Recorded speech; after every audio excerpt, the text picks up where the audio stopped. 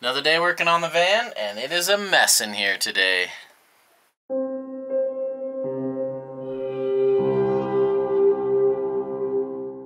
Mess means progress, though.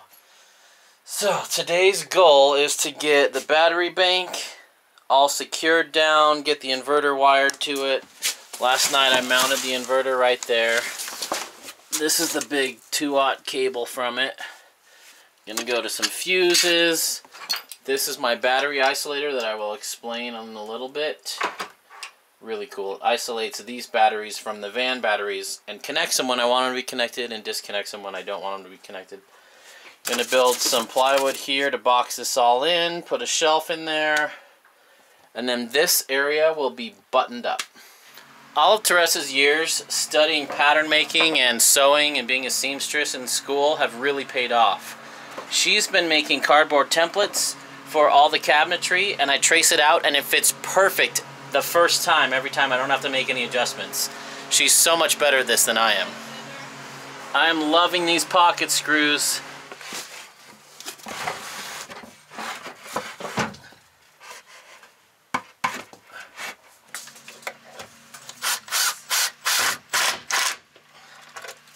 That is so solid. We'll be able to stand on this if we need to.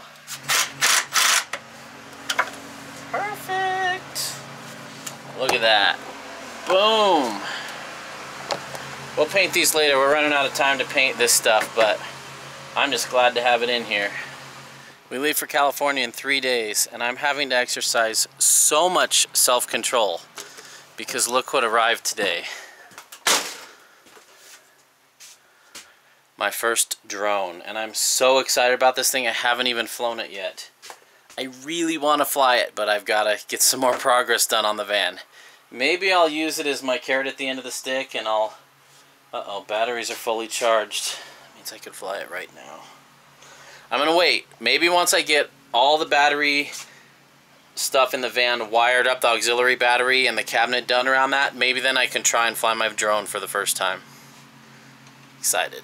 Here's my wiring diagram for the van, because I know some of you are going to be curious, and I don't have time to rewrite it. See if you can figure that out. These are the house batteries. These are the Ford batteries in the van. Solar, inverter, 12-volt, isolator. Pretty simple. Should make sense. You might have to pause and rewind that a few times, but that's how I'm laying this out. I'm not an electrician. I'm just a guy who's not afraid to connect wires together. What are you working on? I'm making templates for a bunch of the storage and boxes and stuff to make some of these empty spaces more useful. That's my project. This little thing is awesome. I'm going to put a link to it in the description below. Basically, it's a giant light switch, sort of. Think of it, this is the 5th grade version. So I've got my battery here. I can connect my fridge to it. That has nothing to do with the van. So if I drain that all the way down, the van is still going to start. They're totally separate battery systems. What this does is it connects them. It's basically a big switch, and it's looking for certain criteria to connect them. For example, if the van's trying to start and it doesn't have enough juice, it'll connect them and steal from this. Also, if the van is receiving more than, I think, 13.5 volts, I'll have to check the specs, it says let's connect them and let the alternator charge these batteries while we're driving. So it goes both ways. That helps jump the car, and the car, it also allows it to charge. So that's really cool. It's all intelligent. I don't have to mess with anything. It's got its own chip in there to calculate all this stuff, and I've got an override switch if I ever want to just manually connect the two together. Pretty awesome technology, and I think this was 60 or 70 bucks. Really cool to have this. Huge shout out to my buddy Corbin, who turned me on to this. Well, sad news, sun is setting. I'm not done with the batteries, haven't played with my drone yet, but the good news is battery work is getting on.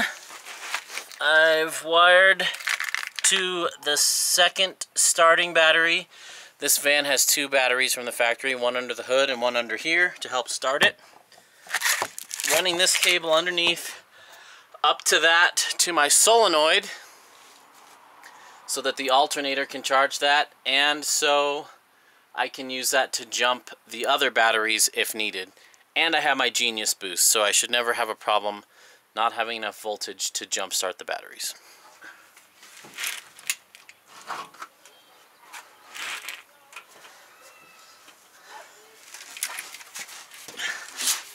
We are making good progress. I got the cables through here from the car battery. Everything's ready to get wired together. All the wires are here that need to be here, which is great news. So once that wiring is all in, I'm going to have to find a way to secure this, screw this down so it won't fall out if we get in a crash or roll over or something. And then that electrical portion will be done, and that will be a huge weight off my shoulders. That means we can use the inverter, which is really cool. So here's what I've done so far. It's almost done. All the grounds are done. These jumpers are done. I just need to make a copper bar between these, stick this down with VHB tape, and I need a couple more end links to connect that, and one more there. And I will mount my 12-volt fuse panel